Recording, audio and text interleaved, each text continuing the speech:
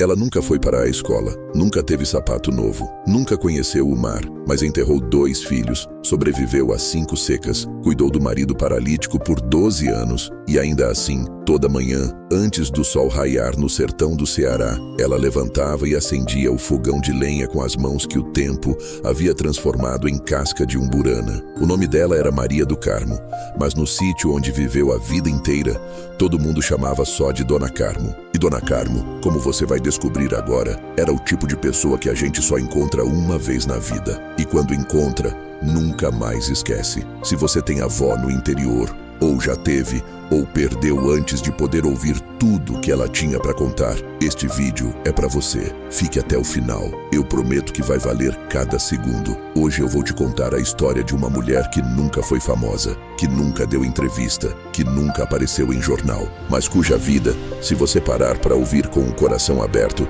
vai te ensinar mais sobre força, fé e amor do que qualquer livro que você já leu. Esta é a história de Dona Maria do Carmo da Silva Nunes. Nascida em 1938, num lugarzinho chamado Riacho do Meio, entre Quixadá e Canindé, no estado do Ceará. Uma mulher que viveu 84 anos no mesmo chão de terra vermelha, que nunca pediu para sair, que nunca quis ir embora e que, mesmo assim, carregou o mundo inteiro dentro do peito. O sertão nordestino, para quem nunca esteve lá, é difícil de descrever com palavras. Não é apenas um lugar, é um estado de alma. É um cheiro de terra molhada quando a chuva chega depois de 7 meses de espera. É o som do gado mugindo de madrugada. É o céu mais estrelado que você vai ver na vida, porque não tem luz elétrica para atrapalhar.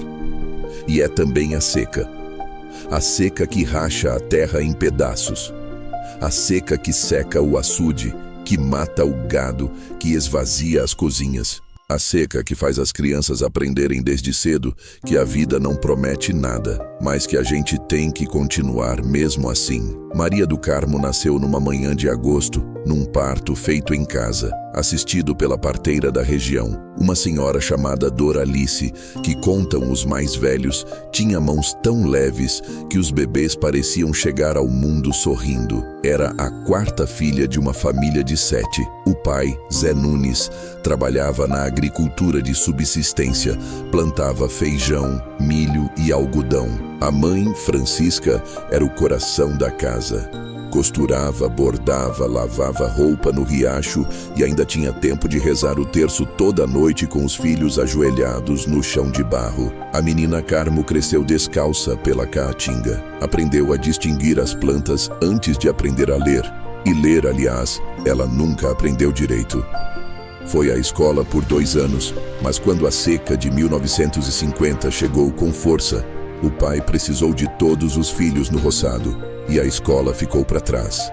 Não havia tristeza nisso, pelo menos não era assim que ela encarava. O sertão ensinava outras coisas, ensinava o nome das nuvens, o cheiro da chuva antes de chover, a hora de plantar e a hora de esperar. Ela aprendeu a fazer farinha de mandioca com 7 anos. Com 8, já sabia ordenhar a vaca sem derramar uma gota. Com 10, bordava os lençóis da família com flores de algodão branco que ela mesma cultivava num canteirinho na frente da casa. As mãos de Dona Carmo, desde cedo, nunca ficavam paradas. E essas mãos, como você vai ver, seriam a marca da vida toda dela. A infância no sertão não era só trabalho, era também alegria de um jeito que a cidade nunca conseguiu copiar. Era o forró nas festas de São João, quando o pé de serra enchia de gente e os foguetes riscavam o céu de junho. Era a quentinha do doce de leite que a mãe fazia no Natal, quando o açúcar era privilégio guardado o ano todo para esse momento. Era a história da caipora que o pai contava à noite,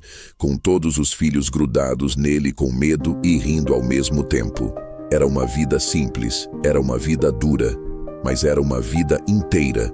E foi nessa vida simples e dura que Maria do Carmo formou o caráter que sustentaria ela por mais de 8 décadas. Um caráter feito de silêncio e resistência, de fé sem floreio, de amor que não precisa de palavra para existir. Quando ela tinha 15 anos, a seca voltou. Dessa vez, mais cruel do que nunca. O riacho que dava nome ao lugar onde moravam secou completamente pela primeira vez na memória dos mais velhos. O açude do fazendeiro vizinho durou mais 2 meses, mas quando o gado começou a morrer de sede à beira de uma lama que já não servia nem para beber, as famílias começaram a partir. Famílias inteiras abandonaram o sertão. Carroças, jumentos, crianças no colo, velhos no último fôlego. A retirada, como chamam esse êxodo seco e doloroso, é um dos capítulos mais amargos da história do Brasil. E a família de Zé Nunes também chegou à beira dessa decisão.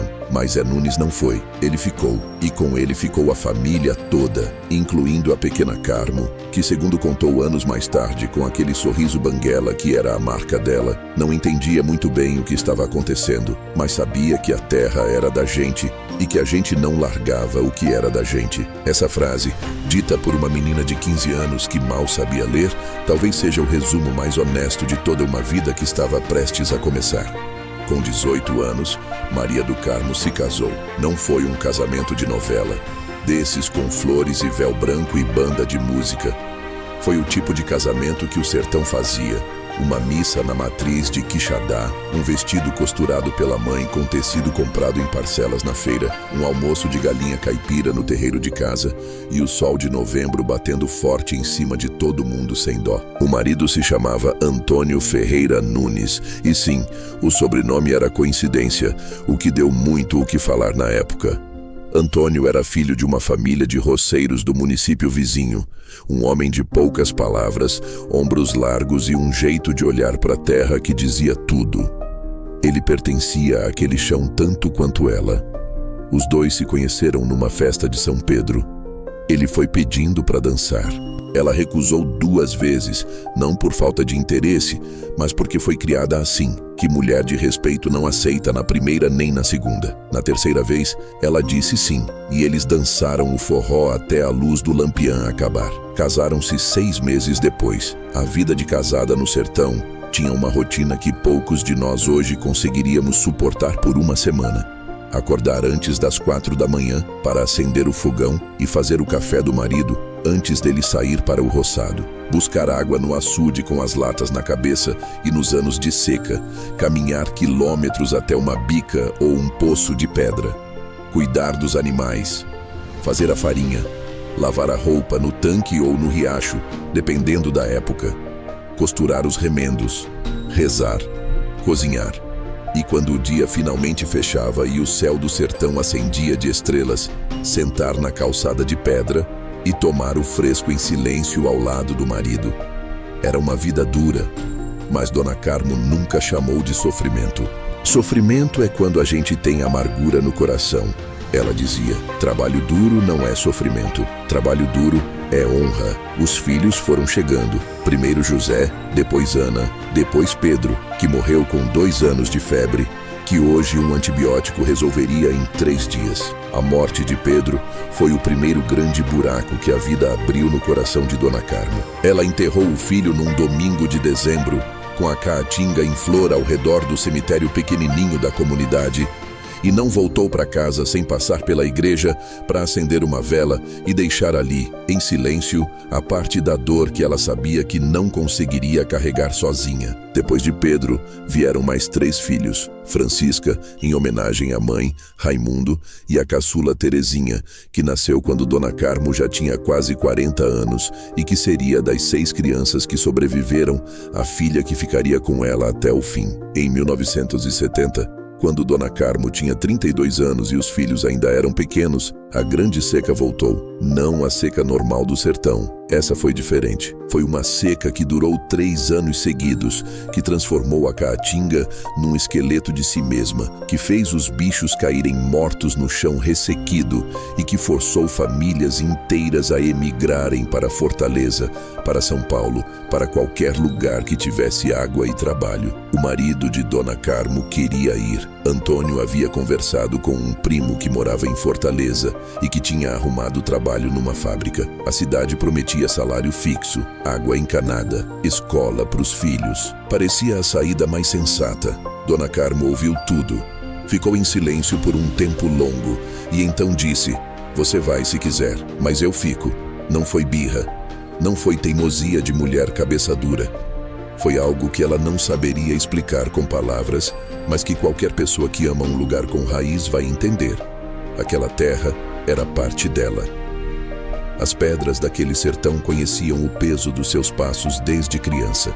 O céu daquele lugar havia visto ela dançar aos 18 anos. Havia visto ela chorar a morte do filho Pedro. Havia visto ela rezar cada noite da sua vida. Ela não conseguia imaginar acordar e não ver aquela serra ao fundo, não sentir aquele vento seco na cara, não ouvir o barulho do gado de madrugada.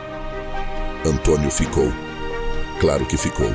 Ele não ia a lugar nenhum sem ela, e os dois juntos atravessaram aquela seca do jeito que o sertanejo sempre atravessou. Um dia de cada vez, com pouco, mas com tudo que importava. Quando a chuva voltou em 1973, Dona Carmo estava no terreiro quando as primeiras gotas caíram. Ela levantou o rosto para o céu, fechou os olhos e ficou parada por um tempo que nenhum dos filhos conseguiu medir. Quando abriu os olhos, estava chorando, mas sorrindo também. Aquele tipo de choro que não é de tristeza nem de alegria, é de reconhecimento, de quem sobreviveu e sabe que sobreviveu. Naquele dia, ela mandou os filhos buscarem o que tinha de farinha e fez um bolo de milho com rapadura que foi dividido entre todas as famílias vizinhas. Quando Deus manda a chuva, ela disse, a gente divide o que tem. Esse era o jeito dela, sempre foi. Em 1985, Antônio acordou uma manhã sem conseguir mexer o lado esquerdo do corpo. Um derrame, no sertão, longe de hospital, sem UTI, sem ressonância magnética, sem fisioterapeuta. O médico mais próximo ficava a 40 quilômetros de distância de estrada de barro. Antônio sobreviveu, mas nunca mais voltou a ser o homem que havia sido. Ficou com sequelas permanentes, dificuldade para falar, braço esquerdo com mobilidade reduzida e uma fragilidade que ele, orgulhoso como todo homem do sertão, custou a aceitar. Dona Carmo tinha 47 anos. Os filhos mais velhos já haviam saído de casa. José estava em São Paulo. Ana havia casado e morado na cidade mais próxima. Os mais novos ainda estavam por lá, mas a responsabilidade de cuidar de Antônio caiu, como sempre cai, nos ombros da mulher. E Dona Carmo cuidou. Por 12 anos ela cuidou. Banhava o marido todas as manhãs, fazia os remédios, fazia os exercícios que um fisioterapeuta havia ensinado numa consulta única, que custou metade do que tinham guardado. Preparava a comida no ponto certo, sem sal demais, sem gordura, do jeito que o coração do marido precisava. Nunca se ouviu Dona Carmo reclamar. Não porque ela não sofresse, ela sofria, claro que sofria, mas ela tinha uma filosofia que vinha de longe, talvez da mãe, talvez da avó, talvez do próprio sertão. Quem cuida de alguém com amor não tá perdendo tempo, tá ganhando alma. Antônio morreu em 1997, com 68 anos, numa tarde de setembro, com a cabeça no colo da mulher e o som da novela das 6 ao fundo. Dona Carmo ficou segurando a mão dele por um longo tempo depois que ele partiu. Os filhos que estavam por perto disseram que ela não chorou imediatamente, apenas ficou olhando para o rosto do marido com uma expressão que ninguém soube descrever direito. Não era paz, não era dor, era algo no meio, algo que só existe em quem amou de verdade por muitos anos e perdeu. O choro veio depois, na madrugada, quando ela pensou que ninguém estava ouvindo. Quando a gente perde o marido depois de quase 50 anos juntos, o buraco que fica não é só afetivo, é prático também. É a cadeira vazia na mesa, é o lado da cama que não afunda mais, é não ter com quem dividir o silêncio da noite, que agora ficou mais pesado. Dona Carmo tinha 59 anos quando enviuvou, e os filhos fizeram a proposta que todos os filhos fazem. Mãe, vem morar com a gente. José ligou de São Paulo, Ana veio de carro da cidade. Raimundo, que morava em Fortaleza, mandou dinheiro para ajudar com a mudança, se ela quisesse. Dona Carmo agradeceu a todos com a gentileza que era característica dela, e então disse não para todos, também com a gentileza que era característica dela. Ela ficou no sítio, com um cachorro velho chamado chamado Pichote, com a horta que havia plantado ao longo de décadas e que estava mais produtiva do que nunca, com os vizinhos que eram quase família e com a terra que para ela era família também. Os anos que se seguiram à morte de Antônio foram, de certa forma, os mais reveladores da vida de Dona Carmo. Porque foi nesse período, já acima dos 60, que ela se tornou uma espécie de centro gravitacional da comunidade.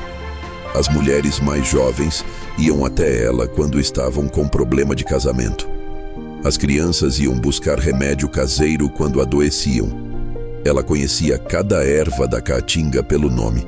Sabia fazer chá de macela, xarope de mel com própolis, cataplasma de folha de algodão. Os homens iam pedir conselho sobre plantio, sobre chuva, sobre qual santo rezar quando o gado não estava bem. Ela não era curandeira. Não era benzedeira, embora soubesse benzer também. Ela era simplesmente o tipo de pessoa que o sertão produzia em outras épocas e que o mundo moderno foi esquecendo. Uma mulher que acumulou sabedoria a cada ano de vida e que a distribuía sem cobrar, sem esperar agradecimento, sem fazer pose. Aprendi com quem veio antes de mim, ela dizia, quando alguém a elogiava. Tenho obrigação de passar para quem vem depois. Em 2003, o telefone tocou de madrugada. Esse tipo de ligação, quem recebe, nunca esquece. Era Ana chorando do outro lado, com a voz quebrada, tentando formar palavras que não queriam sair. Raimundo havia morrido num acidente de carro na BR-116, aquela estrada que corta o Ceará de cima a baixo e que todo nordestino conhece pela beleza e pelo perigo. Ele tinha 48 anos. Deixou mulher e 3 filhos pequenos em Fortaleza. Dona Carmo recebeu a notícia em silêncio. Depois pediu para a filha Terezinha, que estava do lado, que fosse fazer um café. Só isso, um café. Quem estava presente naquela noite conta que Dona Carmo ficou sentada no banco da cozinha por horas, com a xícara de café na mão, sem tomar, sem falar, apenas com os olhos fixos em algum ponto da parede que ninguém mais conseguia ver. De vez em quando os lábios se moviam. Ela estava rezando, ou talvez conversando com alguém que não estava mais ali. No dia do enterro, ela não chorou na frente de ninguém. Ficou perto da nora, segurou as mãos dos netos, disse as palavras certas para cada um. Ela havia aprendido da vida, da morte, do sertão, que às vezes a nossa dor tem que esperar, porque tem alguém ao nosso lado que precisa mais do nosso colo do que do nosso choro. A dor dela veio depois, como sempre, e foi processada como sempre, em silêncio, com Deus, com a terra. Se você chegou até aqui, eu preciso te perguntar uma coisa. Você já teve alguém assim na sua vida? Uma pessoa que parece que foi feita de um material diferente, que sofre como todo mundo, mas que dobra sem quebrar, que perde e mesmo assim cuida, que está no fundo e mesmo assim estende a mão para quem está caindo também? Se sim, guarda esse nome no coração enquanto você ouve o resto dessa história, porque o que vem agora é a parte que eu precisei de coragem para contar. Entre 2012 e 2018, o Nordeste enfrentou a seca mais longa em mais de um século. Açudes que nunca haviam secado completamente chegaram a zero. O governo federal declarou estado de emergência em centenas de municípios. Caminhões-pipa viraram a única fonte de água em regiões inteiras. Dona Carmo tinha 74 anos quando essa seca começou. Os filhos de novo pediram para ela ir embora. De novo, ela recusou. Não vou deixar a minha horta morrer, disse, com aquela lógica que só quem viveu toda a vida em um lugar consegue entender. Mas a horta morreu mesmo assim, e o açude secou, e o cachorro Pichote, já velho e cansado, morreu num dia de setembro debaixo da mangueira que ela havia plantado quando tinha 20 e poucos anos. Naquele período, Terezinha foi morar com a mãe definitivamente, e foi ela que depois nos contou como a mãe atravessou aqueles anos. Dona Carmo levantava todo dia antes do amanhecer, mesmo sem horta para cuidar, mesmo com o açude vazio, mesmo com o cachorro que não estava mais lá. Ela acendia o fogão, fazia o café, sentava na calçada e olhava para o horizonte enquanto o sol nascia. "Para que a senhora acorda tão cedo, mãe?" Terezinha perguntou uma vez. "Para ver o sol nascer." Ela respondeu. "Enquanto eu estiver olhando ele nascer, ainda tenho um dia pela frente." Quando a chuva voltou, em 2019, Dona Carmo foi a primeira a saber. Ela estava na calçada, àquelas 4 da manhã do hábito, e sentiu no ar aquele cheiro que quem nasceu no sertão reconhece antes de qualquer nuvem aparecer.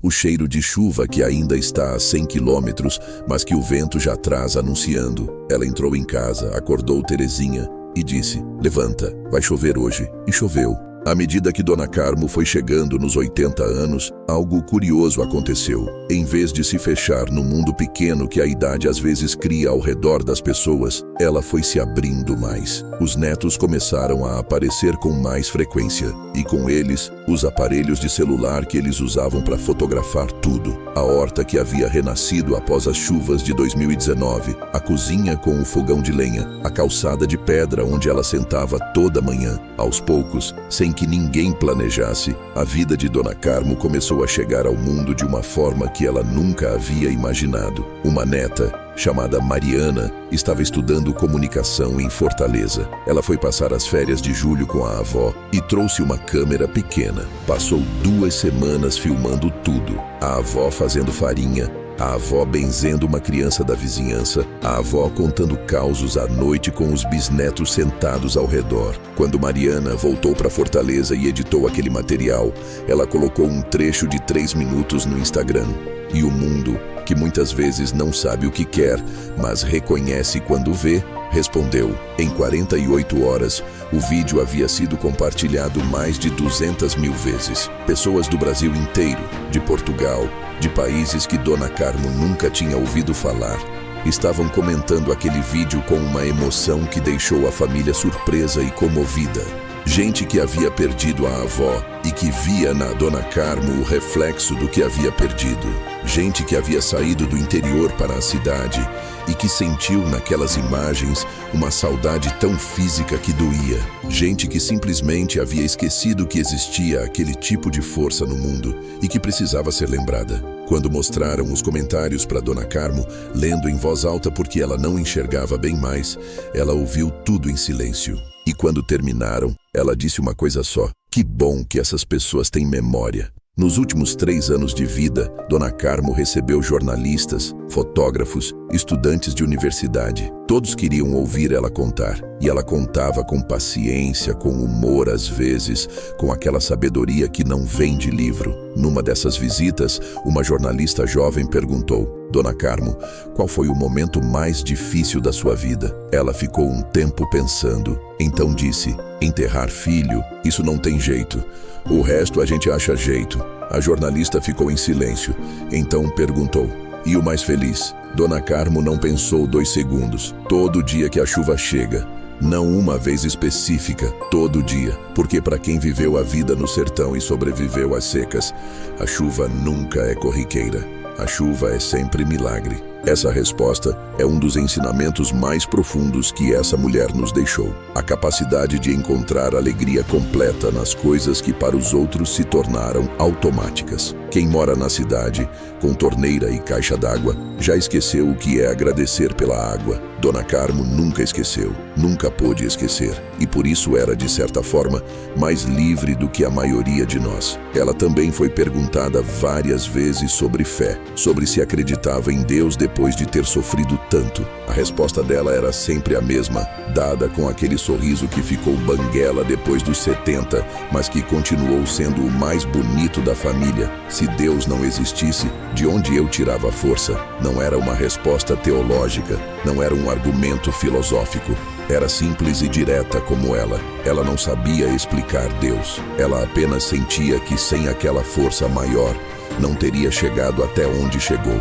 Nos últimos meses, quando já estava com dificuldade de se levantar da cama, Terezinha conta que a mãe passava horas olhando pela janela do quarto, aquela janelinha de madeira que dava para o lado leste, onde o sol nascia. Ela não dormia mais cedo como antes, ficava acordada esperando a manhã chegar. "Por que a senhora não dorme mais cedo, mãe?" Terezinha perguntou uma vez. "Tô com medo de dormir e perder o nascer do sol", ela disse. Terezinha começou a chorar ali mesmo, tentando esconder da mãe. Dona Carmo segurou a mão dela e disse: "Não chora não. Choro é para quem não viveu. Eu vivi demais."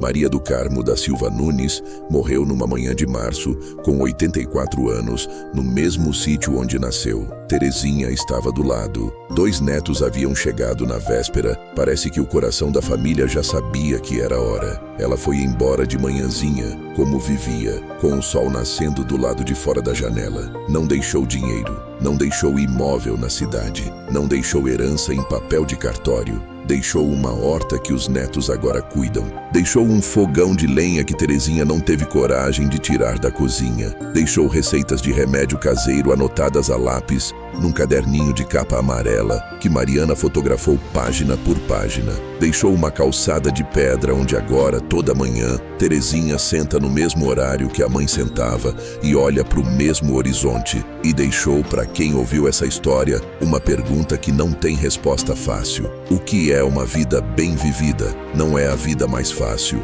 não é a vida mais longa, necessariamente. Não é a vida com mais dinheiro, com mais viagens, com mais conquistas que a gente posta nas redes sociais. A vida de Dona Carmo nos diz que uma vida bem vivida é aquela que, mesmo diante da seca, do luto, da dor, não perde a capacidade de se levantar toda manhã e olhar para o horizonte. É a vida que distribui o que tem, mesmo quando tem pouco. É a vida que cuida dos que estão por perto, sem esperar reconhecimento. É a vida que encontra milagre na chuva e alegria no forró, e paz no silêncio de uma noite de sertão estrelada. É a vida que, no final, quando o sol nasce pelo lado de fora da janela, pode dizer: não desperdicei. Se essa história tocou você de alguma forma, eu preciso te pedir uma coisa. Não é muito, mas para mim e para a memória de Dona Carmo, significa tudo. Se você tem uma avó, um avô, um pai, uma mãe, um tio, qualquer familiar mais velho que ainda está aqui, liga para essa pessoa hoje. Não amanhã, hoje. Pergunta como ela tá. Pede para ela contar uma história. Grava se puder, porque essas histórias são o maior tesouro que você tem. E você só vai perceber quando não puder mais ouvir. E se esse vídeo te emocionou, compartilha. Não precisa ser para todo mundo. Manda para uma pessoa só, aquela pessoa que você sabe que precisa ouvir isso hoje. Uma história como essa tem o poder de mudar o dia de alguém. Talvez mudar um pouco mais do que isso. Se você ainda não se inscreveu no canal, se inscreve agora e ativa o sininho. Porque toda semana eu trago histórias como essa. Histórias de pessoas comuns que viveram vidas extraordinárias. Histórias do Brasil profundo que a televisão não conta. Histórias que merecem ser lembradas. Porque enquanto a gente lembra, essas pessoas continuam aqui.